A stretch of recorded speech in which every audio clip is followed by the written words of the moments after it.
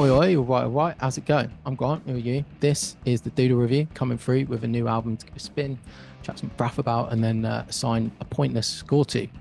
Today, we're talking about Mucho Mistrust by Fake Fruit. Fake Fruit are a post-punk band from Oakland, California, who have been about since around 2020.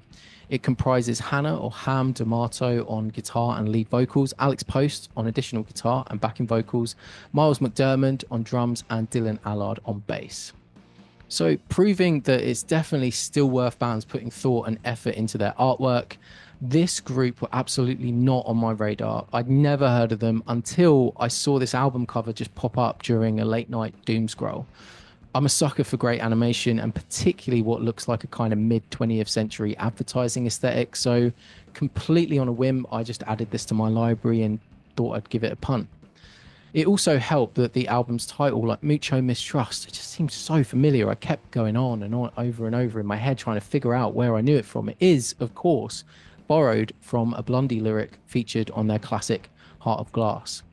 Now, the reason I felt compelled to write a review about these guys, though, artwork and well-referenced album title aside, is that this album is one of the most well-executed slices of spidery, angular-guitared, off-kilter post-punk I heard all of last year. And I say that because in this current renaissance of post-punk that started around 2010 and doesn't show any signs of slowing down, lots of bands are really trying to do this whole sound, but few really seem to be able to stick the landing. The press release will cite Wire and Sleater Kinney as the touchstone artists, which are certainly accurate, but in Fake Fruit, I hear a band that are able to wield the uptight groove of parquet courts, the darkness of a protomata, and the tonality of priests, modern artists that have done some of my favorite work in this stylistic corner of the music room over the last decade or so.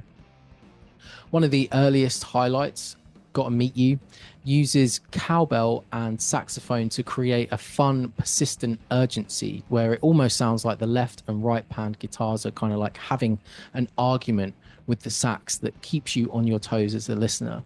Long Island Iced Tea finds the rhythm section in total lockstep, providing a rippling buzz that perforates the slightly melancholic chord structure. We also hear frontwoman Ham D'Amato's lead vocal nicely complemented by guitarist Alex Post, whose deeper vocal tone really adds to the bittersweet sadness of the track. Sadness, though, that is completely then shattered when the band erupts into a thrilling climax before the song's out.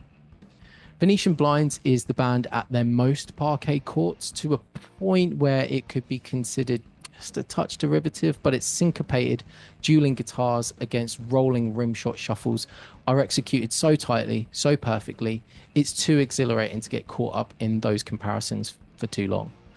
This band were one of my favorite new discoveries in 2024, and if you're into your post-punk, I think Mucho Mistrust could become a firm favorite if you're craving some new tunes in this kind of early dead part of the year. I'm going to give it an 8.5, add it to my list, and knock it on the head.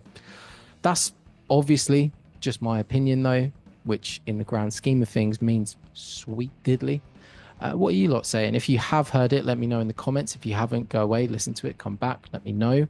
Check out other reviews linked in the descriptions that you might be interested in. And if you can be asked to do all that, you may as well subscribe if you're not already. Stick around, share some thoughts, show some love, or just hold some abuse in the comments, and I'll see you in the next video. All right, mate. Take care. Mine, there you go. Cheers then. Bye.